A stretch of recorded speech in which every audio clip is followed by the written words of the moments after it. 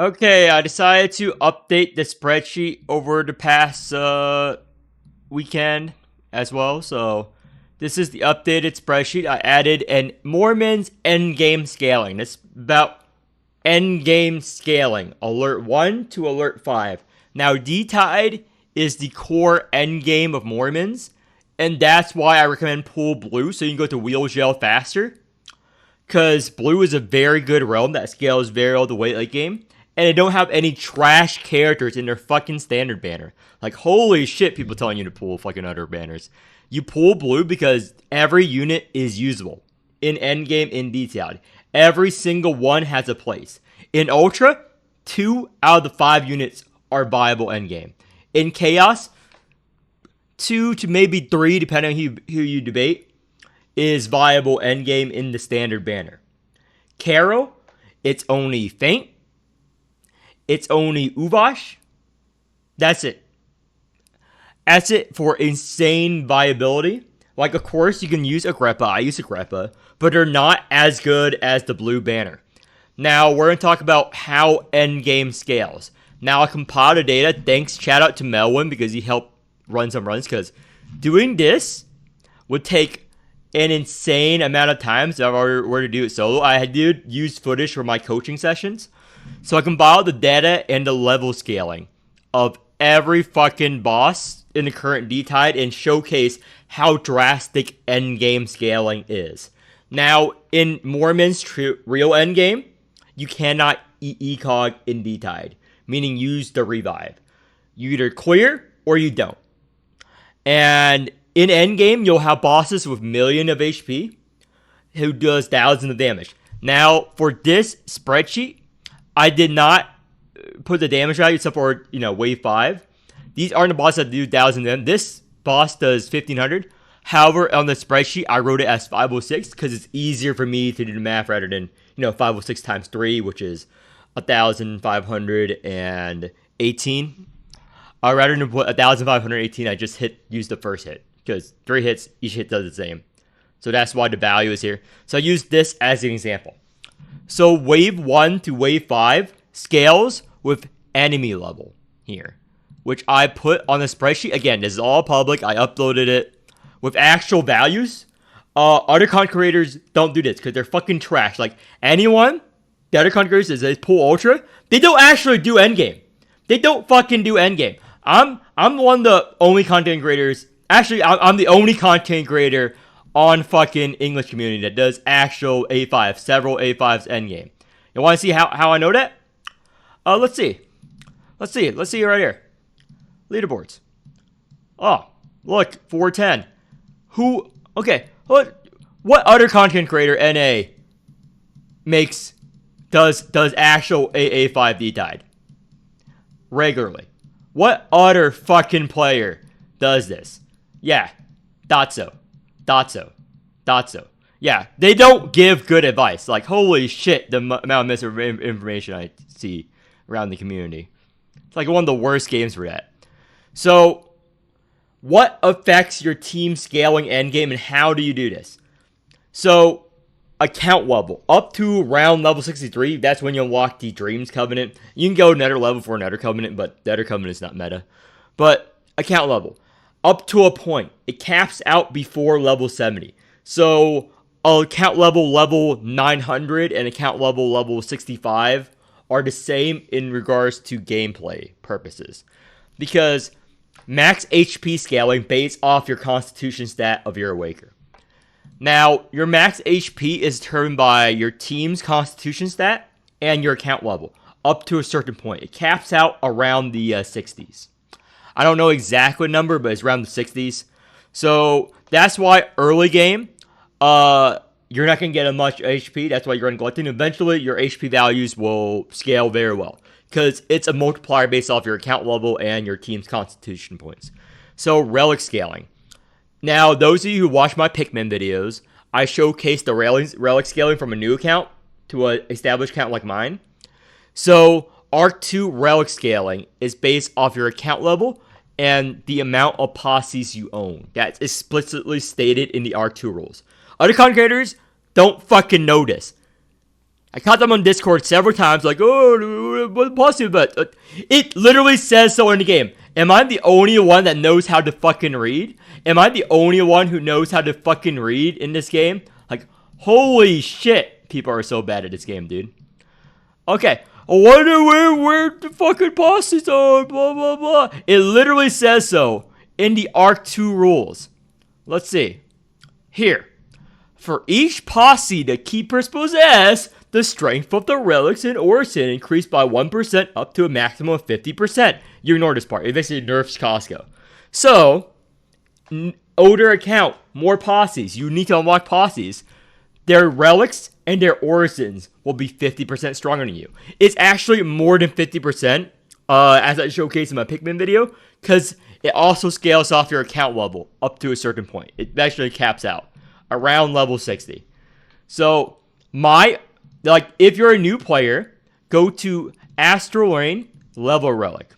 Once you hit the D-Tide, and compare your cup to my cup. This is my cup, 136 HP. Your cup will probably read like 30 HP a turn. Yeah, that is huge scaling. That is another way to get the amount of posses you own. How do you get more posses? Events, and the fucking side story that like 2 people read, including me. Like, no one actually reads these in the game. Like, all of these you unlock with your daily tokens. You complete them, you get a posse. You get that 1% buff. Those 1% add up to 50% eventually. There's not currently 50 posses in the game at the time of recording this video, but we'll probably hit that around the next couple of months. We're very close. I'm currently at like 42, 43 posses. I don't own all of them, but I think I'm missing an event or two. Okay. Now, what else affects the game? Watch my Covenant guide. Watch the Covenant spreadsheet. I'm going to update it. I'm going to make the spreadsheet a little nicer, a little more neat, a little more readable, maybe, when I have time. So, I coach dozens of players. Probably around 40 to 50 players so far in time of the game. I have like 400 hours of coaching. I calculate it all up. Again, I do coaching streams on the weekends or on weekdays when I have time. Whenever I'm streaming, message me. I will coach you. I'll help you on D-Tide unless you're a fucking old trash player. Fucking old trash player, get out of my sight. Fucking disgusting little piece of shit. Okay. Now, if you're an ultra player, you are playing one of the worst runs in the game. Holy shit, it's so bad, dude. Okay, level scaling on good Awakers. Again, Caster is good. Caster is viable. Winkle is good. Jenkins is good. Clem is fucking trash. Fucking Tink is trash. Fucking Liz is trash. Just on this. So, level scaling on good Awakers. This is increased based off their stats. So, Awakers with good stats, as you level them up, their stats get better. Because, unlike other games, which is flat value, let's say you're playing Skyrim, whatever. You're born as a adventurer with no skill points. Every level, you get one strength, regardless of your mage or whatever. In this game, that's not the case. It's based on the base stat of that Awaker each level increase. So if you're leveling up an Awaker with mediocre stats, you're going to get mediocre gains. If you're leveling up an Awaker with great stats, they're going to get great gains. And their cars scale off of their stats. That's how the game works. That's how every video game works. So, let's say the Caucus, great stats. These are his level 90 stats. 200, great stats, great stats. This is what happens when you level them up. Now, let's see a Calf, great attack stat. Now, one of the best stats, 24. 24 has the highest attack value in the game. That means she benefits from you wailing her out and increasing her level more than most. Because every Awaker, they're 20% scaling off their attack, 40% scaling, 50% scaling off their attack stat. Now, every Awaker's card has different attack scaling. Let's say Jenkins, 50% of her attack stat, etc., etc. But the strike and defenses are always 20%, and these cards roughly range from 20 to 50%. Now, there are low stat Awakers. Let's say Awaker I constantly meme on and the community memes on. which has the lowest stat in the game. Lei. Lei, 72 stats each. So when you level her, you're not going to get as much of a gain compared to other Wakers. Oh, we can actually afford a pyramid. So I'm going to show you. I'm not going to level her because that'll be a bait. I'm going to break my account over that. Can't pay me enough, but I'm going to pretend to pick it. Fuck. I'm not going to click this. It's not worth showcasing it to level up this unit. But when you reach level 90 on her, she still does not get 100 stats. She still does not get 100 stats. So that's what blue units have insane stat values. So let's look at the Goliath here. Goliath is another thing. They're great stat sticks, and your team HP is based off your con stats. Look at his stats. Now let's look at another unit stat with a same level. Arita, less stats. 65, level 66. Lower stats. So they're the same level, but as you level them up, Goliath will get more levels. This is a case of the rich get richer, the weak becomes valuable. That's basically what it means. So you don't want to really use your level up mats on Awakers with low stats. That's why DPS generally have high stats over Twill. Twill has average stats. This is the baseline stats. That's because of lore regions. She has the same base stat values as Ramona Time Worm. In case you want to know the base stat value of the game, which I judge my criteria and my Awakers, it's 120 at level 60. That's Twill. 120 all is the base stat they use to scale up Awakers. So if a Awaker has lower than 120 stat at level 60, they have below average stats in that category. So, for example, level 60. This is average, 120. This is the value you're going to see a lot. 120, write it down. This is what you judge Awakers on, 120. 120 is average stat value. So she has below average constitution, below average defense. Now let's go to Pandia. She's great. Okay, above average stat values, but her cards are trash. Her cards are trash. This eventually scales up because it does not scale well endgame. So I go over this in every one of my videos. Why Panda is bad and why her buff doesn't do anything. This card is very good. You just steal onto Will. These cards are fine, but she doesn't generate counter endgame. When enemies have, let's go back to the spreadsheet. When enemies have, let's say, millions of fucking HP, 2.7 million HP endgame, okay, getting 12 counter doesn't do shit. Getting 12 counter doesn't do shit. I don't know how to explain why these units are bad. Like let's say getting 12 counter doesn't matter. Some units are great early game. Let's say Liz, she's great early game. But to play her end game, she cannot do Wave 5 Alert 5 without having 3 S tier units carry her corpse through. Having 3 units carry a unit's corpse through does not make them viable. I can carry, with a good 3-man unit, you can carry any trash unit through, but they won't help your team. Why? This, 50% damage to poison. Really, really bad scaling, and it clutters your hand. Like, temporary strength, garbage endgame. Fucking trash endgame. You need permanent scaling endgame. Or high enough temp scaling. This is lower. That's why units like Lei and stuff suffers in true endgame scaling. So, I go over this rant every time.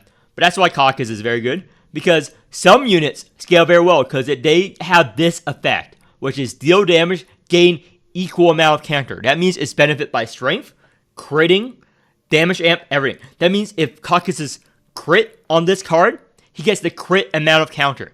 That's when Toil copies this card, gets the crit amount of counter. If they crit, remember, every game, crit and crit damage are viable. I disagree with this change in every game. It makes the game boring. But crit damage, crit rate, every gacha game, every video game, king. I don't know why they keep doing this against the dopamine level. That means that this, you get the crit value of counter. That means you can get 10,000 counter. You watch my blue videos. I get 40,000 counter 1 turn. Now, bad cards, like let's say Wanda. Wanda's counter is flat. I do this every time, just in case new players. So this is flat scaling. She gains counter based off her attack stat. That's it. This card cannot crit. This card can never crit. You can never get a crit amount of counter. That's why flat values are very bad late game. It doesn't benefit that much. It does a little bit from strength and all the other stuff because it can't crit. So bad. Bad. So that's why some units, very good early game. Very good Arc 1. Wanda, very good Arc 1. Arc 2 endgame, extremely hard to use and play. You just use her for her utility if you want to use her, but it's not a good way to use your pulls. She's a very interesting unit, unlike Clem, which is garbage everywhere, gameplay design, everything bad about her. Wanda has a great kit. If they make this to be able to crit, like, deal damage, get emo on counter, she'll be viable. She'll be A to S tier, but flat value, very bad in the current state of the game. That goes through every unit. Attack scaling, everything. Okay, now back to the spreadsheet. I lingered on this topic enough. So, let's say... Okay, next is better covenants, more dupes on Ramona and G-Ramona if you use her. We don't care about that. This is Posse's own. Covenants, very important. I detailed it there, and watch my coaching videos. I go over covenants every time with new players, because that's the best way to level up your account. Get better covenants. Level scaling on good Awakeners, again. Now, Soulforge talents on good Awakeners. Now, Soulforge is the Arc 2 thing, is time gated. You cannot whale this out. I help whales, I help free-to-play players. This is a sore point for Morimens players. This is one of the best ways to scale up your team, and it's time gated to doing the D-dive every day, the daily. You cannot whale it out. There's no other way to use it. You get a limited amount every day. You get 3, 3, 7. So you do it by PvPing or doing the D-dive. Watch my trapeze and my D-dive guides. I won't cover it here because this video is already running long enough. So let's go to Soulforge. So every Awaker has different Soulforge, but the base is always the same. So let's go to someone who didn't get a Soulforge buff yet. They're gradually adding the additional effect, the Soulforge buff, to all the Awakers. They're just very slow about it. So we're going to go to someone who does not have one. Karen. Karen does not have one. Here we go. This only activates in Arc 2, which means Endgame. D-Tide Endgame.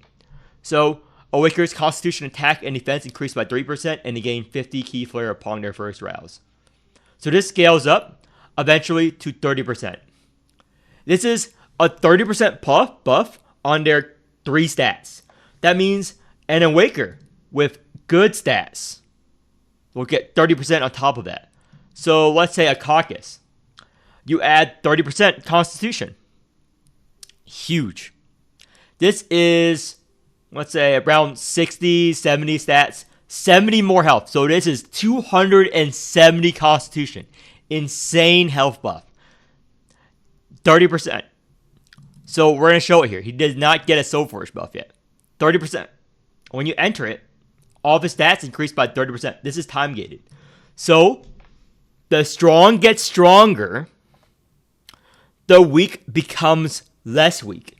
So that's how math works. I'm Asian. I'm an accountant. This is how math works. Okay? When you multiply by a percent of a higher number, this is grade school math, the bonus is larger. That's why Ultra players don't understand how to do math. Like, let's say you put Soulforge into Horla. It's under 100. 30% of 100, it's 30. 30% of 200 is 60. Where do you put your Soulforge talent on your team? On your DPS?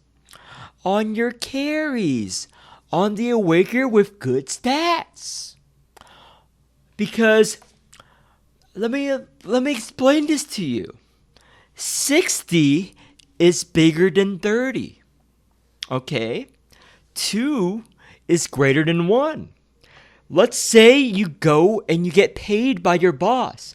You want to get paid $60 an hour. You do not want to get paid $30 an hour. Okay? Because 60 is bigger. It's a bigger number. Okay? So do not put Soulforge into Awakeners with bad stats. Do not pull for units with bad stats or bad scaling, with the exception of a few units. Now, there are some exceptions. G-Doll, very good unit. Why? So Awakeners with low stats, they compensate this. The devs compensate with low stats, which buffs Toil. So her scaling on her poison and healing, 60% scaling on poison. So that's how it compensates on her stats. So 81, garbage. So they make Awakeners with low stats have higher scaling on their cards. But bringing them on your team is still nerfs your team because of the health stat. Because health is very important. Counter and poison are capped by health values in Arc 2. I went over it in my Arc 2 rules video. I'm not going to cover it. The video is running long enough. And I like to ramble. So, about other stuff. So, Tawil, for example, her mechanic is that she copies Awakener's cards and plays them. She copies them and with the card scaling. So, if she copies G-Doll's card, it will have the 60% attack scaling on poison. But it will use her stat values.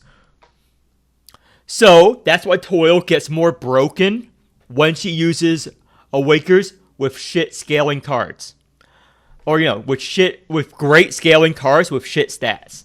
So, because that's how the devs compensate it. So, let's look at Miriam's poison card. She does One Punch Miriam have good poison cards. So, let's say her skill.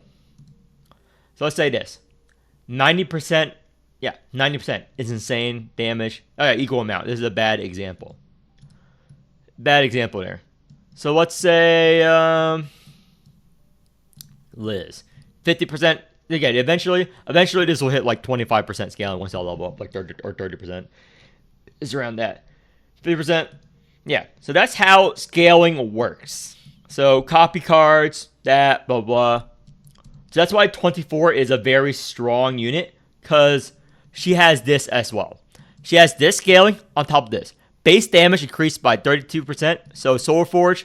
Awakeners are getting buffed. So it'll have a second row of attacks, which does additional effects. So she does more damage. So not all Awakeners have it yet. They're slowly adding it to all the standards and all the past limited Awakeners. Tawil doesn't have one. She's still S tier. Jellet recently has one. So this is her secondary effect. 400% strength bonus on Sanguine Fetters. Sanguine Fetters is her Exalt. It doesn't really do much. Calf. Her scaling is this effect. 20% more Fiamma buff. G-Doll. Her Soulforge is very good. You know why? All Awakeners poison counter and base damage, 15%. So that is what you should invest your Soulforge on. Your talent points on. Based on this text. That's why some units become extremely strong Arc 2, which is why I'm investing in an Arita. Arita, very good. Permanent scaling in battle. Every Guyan consume. So eventually it scales hard.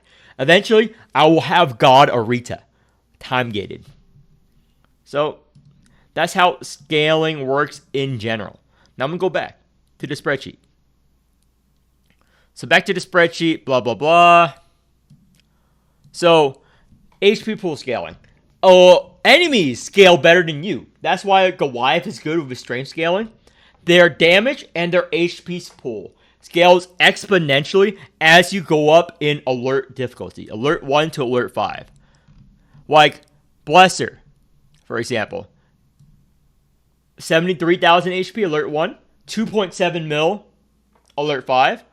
Does 100 damage to you to 1,000 damage to you. 10 times more damage to you. So, generally speaking, Wave 1 is the easiest. Wave 5 is the hardest based on scaling. Why is this the case, players? Besides the thing, why is Wave 1 easier? Why is Wave 5 generally harder? because of the level scaling of the enemies.